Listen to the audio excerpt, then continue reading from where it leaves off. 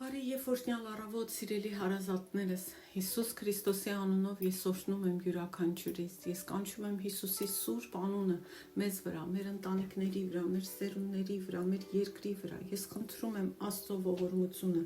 Հայր Աստված, ես խնդրում եմ Տեր ջան, որպեսզի արձակես քո աշխատողներին, Տեր ջան, որպեսզի արձակես եւ ուղարկես նրանց, Տեր, որպեսզի գան մեր ընտանիքի անդամների մոտ, մեր հարազատների մոտ, ընկերների մոտ, ծանոթների մոտ, բոլոր նրանց մոտ, ովքեր քեզ չեն ճանաչում, մեր թշնամիների մոտ, Տեր ջան, որպեսզի գան ու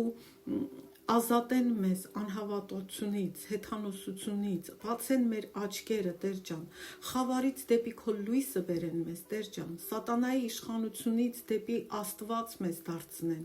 որպեսզի քո հանդեպ հավատք ծնվի մեր մեջ, ծագի մեր մեջ եւ Հիսուս Քրիստոսի սուրբ արյունով փրկագնվենք, մեղքերի թողություն ստանանք եւ քո սրբերի եւ քո ժողովրդի հետ քո ժառանգությունը ստանանք, Տեր ջան, Հիսուսի անունով աղոթեցի։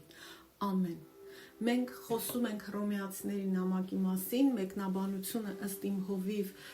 Էբո Էսելի է, եւ մենք շարունակում ենք խոսել ովքեր են իրական առաքյալները, որպեսզի չխաբնվենք, խոսում ենք այն ամենի մասին, որ Հիսուսը եւ առաքյալները զգուշացրել են, որ այդ խաբեությունները լինում են, խոսում ենք, որ մեր ժամանակում տեխնոլոգիայի պատճառով, հասանելիության պատճառով որքան հեշտ է խաբնվել, ընկնել հերետիկոսության մեջ, մոլորվել եւ մոլորեցնել։ Հիմա շարունակենք։ Պողոսը գործ Առաքելոց նախկին դասերը դուք լսեք, որպեսզի կառուցողական լինի մեկը մեկի վրա կառուցելով, հա, խնդրում եմ ձեզ ժամանակ տրամադրեք, ձեր փրկության համար անհանգստացեք։ Պողոսը գործ Առաքելոց 20-րդ գլխում, որը շատ զորավոր հատված է, խոսում է այն մասին, երբ դիմում է Եփեսոսի եկեղեցու երեցներին, խոսում է այս խաբեությունների մասին։ Գործ Առաքելոց 20-րդ գլուխ 28 խոսքում նա ասում է. «Զգույշ եղեք ինքներդ ձեզ համար եւ ձեր ամբողջ հոտի համար»։ Պողոսը խոսում է եկեղեցու առաջնորդների հետ, ասում է պետք է ուշադրություն դարձնեք նախ ինքներդ ձեզ, որ չխաբնվեք, ապա ձեր հոտին։ Ինչու է կարևոր զգույշ լինելը սխալ ուսուցումներից։ Բացատրությունը տեսնում ենք գործ Առաքելոց 20 գլխի 29 խոսքում, որտեղ Պողոսը ասում է. «Ես գիտեմ, որ իմ հեռանալուց հետո ձեր մեջ հափշտակող գայլեր կգան, որոնք հոտին չեն խնայի»։ Եվ հետո ավելացնում է երկրորդ մասը, որ մեզ շատ պիտի անհանգստացնի։ 30 խոսքում ասում է. «Իսկ ձեր միջից դուրս կգան մարդիկ, որոնք թյուր բաներ կխոսեն, որպեսզի աշակերտներին իրենց հետևից տանեն»։ Ինչ է սա նշանակում։ Նա պարզապես խոսում է Սուրբ գրքի սխալ մեկնաբանելու մասին, լինի դա դիտավորյալ, թե ոչ դիտավորյալ։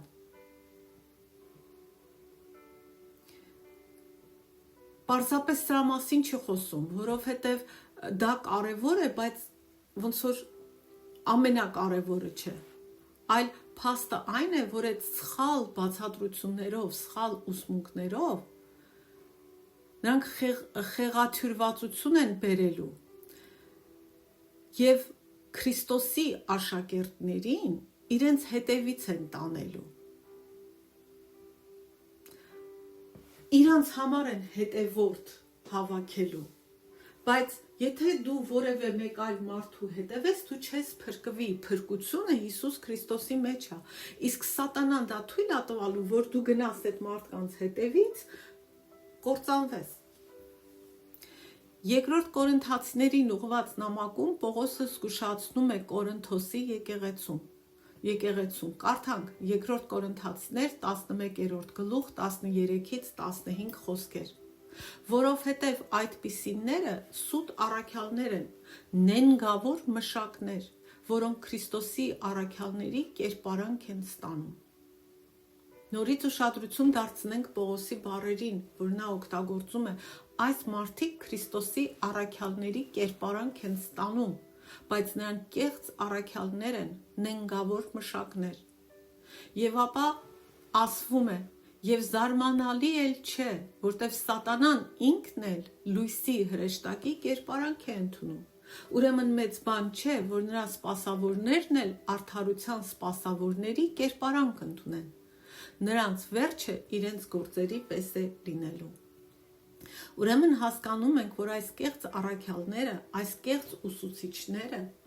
ոչխարի տեսքով այս գայլերը նման են լինելու Քրիստոսի իրական ծառաներին, բայց նրանք իրականում այդպիսին չեն։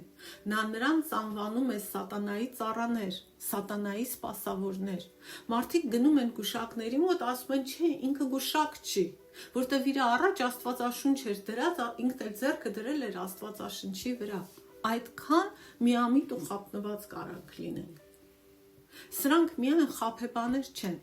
այլ քողարկվում են, ներկայանում են որպես լույսի ու արդարության ծառաներ, նրանք խավարի զավակներ են, ներկայանում են որպես լույսի զավակներ, սատանայի որդիներ են, ներկայանում են որպես Աստծո որդիներ, եւ նպատակը քեզ Քրիստոսից գողանալն է։ Եվ Պողոսն ասում է, որ նրանց վախճանը կհամապատասխանի իրենց գործերին։ Հայտնության երկրորդ գլխում, երբ Հիսուսը խոսում է Եփեսոսի եկեղեցու հետ, նա գովաբանում է նրանց, հատկապես մի բանի համար։ Կարդանք Հայտնության գրքի երկրորդ գլխի երկրորդ խոսքը։ Գիտեմ քո գործերը, քո աշխատանքը, քո համբերությունը, եւ որ չարերին չես կարող տանել։ Փորձեցիր նրանց, ովքեր առաքյալ են ձևանում, բայց չեն, եւ սուտ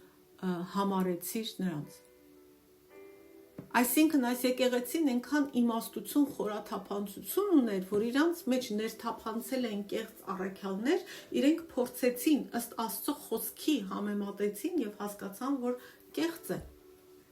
Հայտնության գրքի երկրորդ եւ երրորդ գլուխներում Հիսուսը դիմում է եկեղեցիներին նշելով եւ նրանց լավ ու վատ կողմերը է նշում, ու մենք ըստ Հիսուսի գնահատականի ցուցակ պիտի կազմենք։ Բոլոր այն բաները, որ Հիսուսը գովաբանում է, որ կիրառենք դրանք մեր կյանքում, որ զարգացնենք դրանք, եւ բոլոր այն բացասական ու վատ բաների ցուցակը, որոնց համար Հիսուսը հանդիմանում է նրանց, փորձենք հնարավորինս հեռու մնալ նման բաներից։ Մենք Տիրոջ առաջ պիտի բերենք բոլոր նշված բացասական բաները Հայտնության գրքից եւ հարցնենք Տիրոջը. Տեր, ահա այս բացասական բաները, որոնք դու շեշտում ես եկեղեցու մասին, հավատացյալների մասին, արդյոք դրանք կան իմ մեջ, կան մեր եկեղեցում։ Եթե կան, Տեր, օգնի մեզ ազատվել դրանցից։ Հիսուսը նրանց կանչեց ապաշխարության։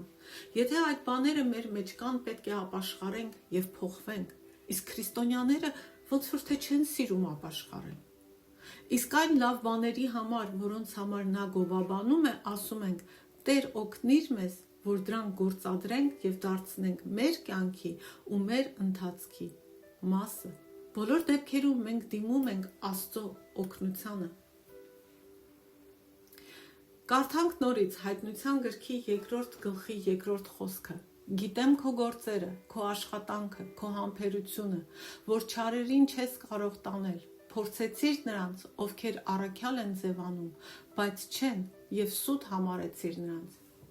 Երբ տարիներ առաջ կարդացի սա, ասում է իմ հովիվը, առաջին հարցը, որ ծագեց իմ մեջ, սա էր. արդյոք ես գիտեմ, թե ինչպես փորձել նրանց, ովքեր իրենց առաքյալ են կոչում, ովքեր լույսի ծառա են ներկայանում։ Եվ հենց այս հարցն եմ ուզում ուղղել ձեզ, լսողներիդ եւ ինձ։ Եթե չգիտենք, դա խնդիր չէ, կարելի է սովորել, բայց Հիսուսը նրանց գովաբանում է դրա համար, որ փորձեցին եւ հասկացան, որ կեղծ է, ու սուտ համարեցին, այսինքն չհետևեցին նրանց։ Ուրեմն որոնք են Հիսուս Քրիստոսի ճշմարիտ առաքյալի աստվածաշնչյան նշանները։ Գիտենք արդյոք, թե ինչպես աստվածաշնչորեն տարբերել ճշմարիտ առաքյալին կեղծից։ Բայց այդ մասին վաղը կխոսենք։ Թող Աստծուց մենք խնդրենք իմաստություն, զանազանություն, հավատարմություն Աստծո խոսքին, ծարավ, կրակ Աստծո խոսքի հանդեպ, որպեսզի կարդանք, հասկանանք, ընդունենք, վերցնենք եւ ապրենք այդպես, որ կարողանանք տարբերակել։ Չենք կարող տարբերակել, եթե չգիտենք։ Չենք իմանա, եթե ջանք չենք ներդնում, եթե չենք զոհաբերում մեր ժամանակը, մեր հանգստությունը եւ այլն Աստծո խոսքը կարդալու, ուսումնասիրելու, քննելու, ուտելու համար։ Այսքանը այսօր, վաղը կշարունակենք։ Ամեն։